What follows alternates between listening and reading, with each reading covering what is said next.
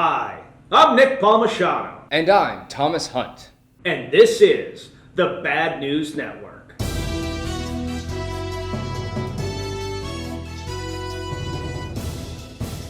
This week, America's top intelligence official, Director of National Intelligence John Ratcliffe, came out with guns blazing against China. He stated that the intelligence is clear. China plans to dominate the U.S. and the rest of the planet economically, militarily, and technologically. He calls their plan rob, replicate, and replace, and frankly, that's what China's been doing for the past few decades. I've said several times that one of the best things that the Trump administration has done is escalate the national threat level regarding China. Love him or hate him, a lot of past presidents have played quiet politics around China's terrible behavior. Whether it's their egregious human rights issues, the seizing of Hong Kong, the fact that they're building artificial islands to try to control the South China Sea, or just their constant stealing of American intellectual property, they've made it pretty clear that they are not our friend. And we've let it happen so that we can buy 75-inch televisions for under $1,000. We've built our factories there. We build our phones, our computers, our electronics there. We manufacture much of our medicine there. We've put ourselves in a position where we're overly reliant on our greatest threat for too many critical items. If China cut us off, it would hurt. The only thing we have going for us right now is that it would hurt them a lot more. But for how long? The US GDP sits around 22 trillion. China's about 7.5 trillion back. By 2023, many economists think that gap is only going to be about 5 trillion. We've been on top of the world's economy since 1870, and a lot of people see it as a foregone conclusion that we just always will be. But the fact remains that if we don't start investing in infrastructure, technology, and small business, China could surpass us within a decade. To stay ahead of China, we need to add 5 million new jobs a year. That means we need a lot of things that are currently lacking. We're going to need investments in infrastructure. We'll need tax incentives to get high-tech industries to bring their factories back to United States soil. We're going to need to look at small business tax incentives to make sure that our businesses can succeed. And something that's probably not popular right now, we're going to need to start aggressively attracting immigrants in high-tech and medical fields because, frankly, we need more talent. A lot of people wonder, why should we be focusing on small business? It's counterintuitive, but the fact of the matter is that large companies tend not to add jobs. There are obvious exceptions like Amazon, but on the whole, large companies tend to focus on things like efficiency, automation, and reduction of workforce. Small businesses, on the other hand, hire. They're always hunting for labor, they're always trying to grow, they're always trying to improve, and something we don't talk about a lot is they tend to have a little bit more heart when it comes to taking care of employees.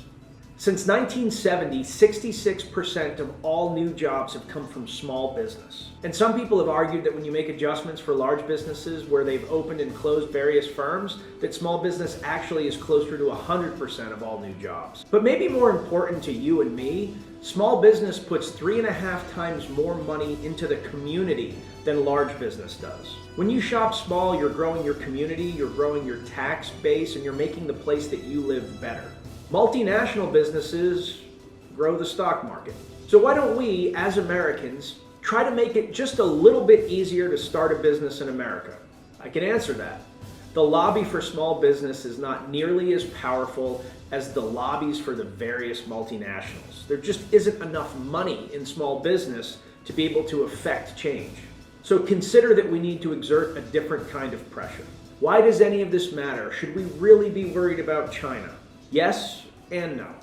Unlike the people that told us the world was going to end if we didn't stop climate change in 5 years, about 7 years ago, I try not to be alarmist, but I do think it's important to raise issues. On the one hand, even if China takes over the US in terms of GDP, that doesn't necessarily mean that they have more power. In fact, in the short term, it won't. The average American has a lot more spending power than the average Chinese person, and that is the true test of economic power. China, however, is playing the long game. They have a lot more patience than we do. They're pushing the envelope on military spending. Their new jet is essentially a molecule by molecule F-35 rip. They're currently winning the second moon race. They have ambitions to beat us to Mars.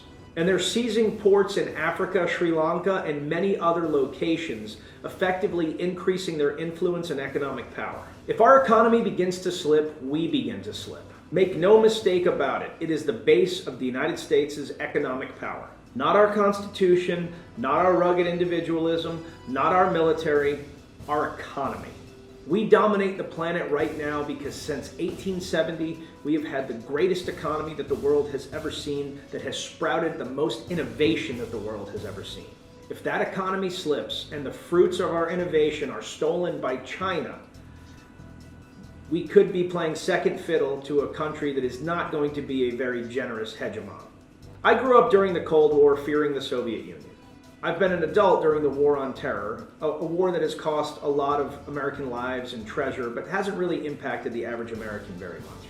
We're now in a new war, not one that necessarily is a threat to our very lives, but is a threat to the direction of the planet. I'll fully admit, America has not always been perfect in the driver's seat as the world superpower, but nobody wants us replaced by China. America succeeds with the fire of our entrepreneurial spirit and our innovation. And I personally don't want to give that up in my lifetime. How about you? About 250 people got themselves into a sticky situation in New Orleans. Thus far, 41 people from the New Orleans Swingers Convention have come down with COVID. Patient zero was a wife, but oddly her husband didn't get it. That's really odd. I've gone swinging before, and when you're jitterbugging, jiving, knocking out the Carolina shag, or hitting the Lindy Hop, you're basically face to face. Anyway, event organizer Bob Hannaford said that the attendees left quite a mess afterwards. The whole situation really stinks, he said. Sometimes, despite your best efforts, you end up taking it up both ends. We probably shouldn't have had a swinging event this year. I, for one, feel that dancing in close proximity is just not a good idea.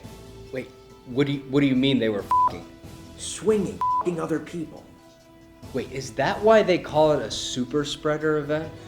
Our neighbors across the pond have become the first country to authorize the Pfizer vaccine, with the vaccine rolling out next week. The United Kingdom has ordered 40 million doses, with even more coming before the new year. The vaccine is reported to have a 95% efficacy rate in preventing the disease, even amongst older adults. The elderly, those who care for them, and first responders are among the first to get the vaccine. The UK Health Department has assured us that no corners have been cut, which is a weird thing to say because prior to them saying that, I assumed that no corners had been cut. Now I'm thinking, maybe they cut some corners. The world is watching to see if this is just a desperate grab for hope or the smart move in a pandemic that has killed 1.5 million people thus far. Personally, I'm getting the vaccine whenever it comes out because the Army gave me so many vaccines, what's one more? Hey, Lieutenant P, did you get your MMR, Hep A and B, and typhoid shots yet this year? Yes, I've got them 4 times already. I've had them 4 times, I don't need them again. Do you have your shot record with you? No, I don't have it physically with me right now, we're in the field. Well, the battalion commander says that if you don't have your shot record, you need to get your shots right now. I've already had this 4 times. I probably have diseases that are literally like inside me, that are only inside me because of all the mix of vaccines. So yes, I'm getting this shot. Who cares? God damn it, Rona. You went too far on this one. Just when I thought things were looking up, COVID had to take another A-list celebrity. This week, Lon Adams, the inventor of the recipe for the Slim Jim jerky, has died of COVID. There isn't a gas station in all of America that you couldn't walk into and see a fiery box of Slim Jims. Whether you like it or not, Slim Jims have become a gas station snack that is guaranteed to give you diarrhea. There have been one too many road trips where I've downed a bottle of Coke and a couple Slim Jims. And then minutes later, I feel that sweat developing on my brow from that rash decision I just made. Originally, the formula was developed by Adolf Levi's, who also invented fashionable denim trousers for Nazis. Though later on, Lon Adams would come along and make the Slim Jim flavor that we all know. Lon got into the food science business after he served in the 82nd Airborne during World War II and getting injured in the Battle of the Bulge. Lon, we thank you for your time served, as well as the delicious, dirty sticks of meat that you brought to every gas station across America. You are a true American hero, Mr. Adams. I'm looking forward to trying Slim Jim's new flavors, burnt, spicy roadkill, and this is definitely rubber. Lockdown and quarantine really has some people going off the rails. I guess almost a year of isolation from the world is probably not the best thing for a person mentally. This week, Joseph Zeyer, a Hungarian politician, resigned after being caught as part of a 25-man orgy. Zeyer, an anti-gay politician who is responsible for the Orban government's crackdown on LGBTQ, was caught exiting a private party by shimmying down a gutter. A witness said it looked like Zayer's hands were bloody as he aggressively fled the scene, knowing he was fucked. When he was caught by authorities, Zeyer was unable to produce any identification, but he did have a shitload of drugs in his bag. But the vast evidence of Zayer's absurdly hypocritical behavior is not the reason he resigned. The main reason is that he violated Belgium's strict lockdown rules. The authorities in Belgium clearly have a way with words. When asked about the incident, they said, "We interrupted a gangbang." Interrupted makes it sound like they walked in, said oops, and then left and let everyone continue on their way, which is not the case. Zeyer maintains, "This was a very hard event for me. I wish the police had butted out. They had me pegged all wrong. They're really reaching around the facts to nail me. Personally, I think the police chief was a little anal with the rules." For the record, this is the first time we've covered 2 gangbangs on BNN in the same night. This week in Thailand, a man stumbled across a miraculous treasure on the beach that will change the course of his life. What was this treasure, you ask? The Sorcerer's Stone? That big jewel that the old lady threw off the boat in Titanic? Video proof of that bitch Carol Baskin killing her husband? Nah, just a $3.2 million clump of whale vomit. Yes, whale vomit. Now don't go getting excited just yet. You can't just pick a clump of your wiener dog's vomit off of the couch and make $3.2 million off of that. Whale vomit is special. Whale vomit, also known as ambergris, is a luxury and highly valued product that is used for perfumes, such as Chanel No. 5. Nars Sawanasong, a 60-year-old fisherman who was struggling just to make $670 a month, noticed a bunch of white clumps scattered on the beach. Upon closer inspection, he noticed that one of them was a 220-pound blonde of ambergris. This conceivably makes it one of the largest deposits of ambergris ever discovered. The man has already been offered $320,000 for it.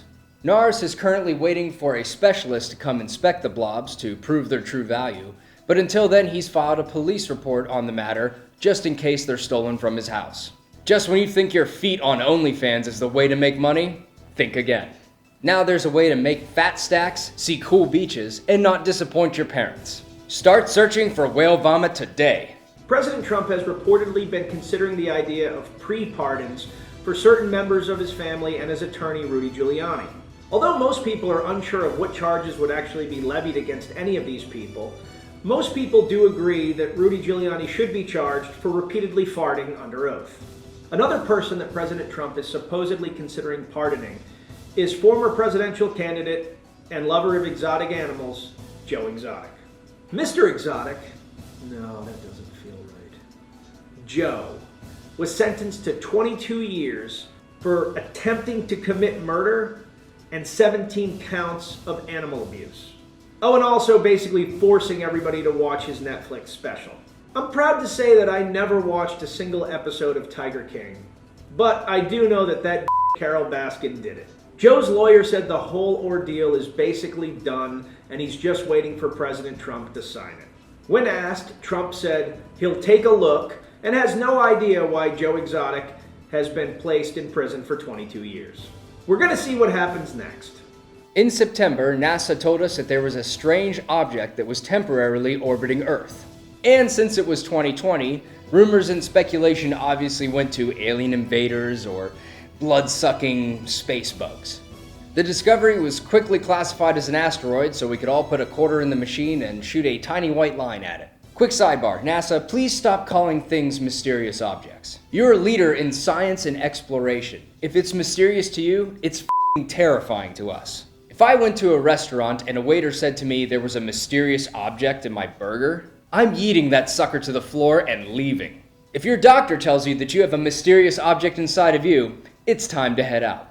NASA, I'm telling you right now, if there's something mysterious coming towards us, keep it to yourself until you can tell me if it's Thanos or a piece of space shit. But apparently, our luck is trending upward. Paul Chodas, NASA's top asteroid engineer, that's a weird title, suspected that this might be a rocket booster from Surveyor 2. Surveyor 2, if you recall, was a failed moon mission back in 1966. If that was the Daily Double, my man would be rolling in a bunch of cash because guess what? He was right. A team from the University of Arizona used a telescope in Hawaii to observe the object. Eventually, the Surveyor 2 rocket was identified. Man, science is cool as f***. Just in case you haven't been up to date on the latest 2020 craziness, metal monoliths have begun appearing all over the world and then often disappearing. They pop up randomly without anyone noticing, then they disappear in the middle of the night without a trace. The first monolith appeared in Utah, then disappeared. Then another showed up in Romania. With the first sighting and the fact that it's 2020, people are naturally assuming it's aliens, or some other mythical force that's going to wipe us all out of existence. Scientists have weighed in and mostly confirmed it's not aliens. Mostly. Again, scientists, I'm gonna need you to tighten up your jargon just a little. The monoliths are about 12 feet tall, three-sided, and completely covered in reflective metal. I'm gonna need you to confirm 100% that these are not alien. This is 2020. I need 100%. Now for more on NASA. Who are you calling a moron? NASA has officially named 4 companies to be part of the new Artemis mission. The Artemis's main objective is to establish a base on the moon. This entire mission is to take approximately 10 years. The companies will be heading up to that gray ball in the sky in the next 1 to 3 years. The company's main objective is to collect more moon rock, or moon dirt, or cheese. I'm still not sure if the moon is made of cheese at this point, and I'm actually a little afraid to ask. The 4 companies had to propose an acceptable payment amount for their services. NASA is operating off of the system that the companies that propose the least amount of expenditure, they will use them. The first 3 companies, iSpace Japan, iSpace Europe, and Maston Services, all proposed between $5,000 to $10,000. The last company, Lunar Outpost, pitched that they wanted to be paid only $1 for their services.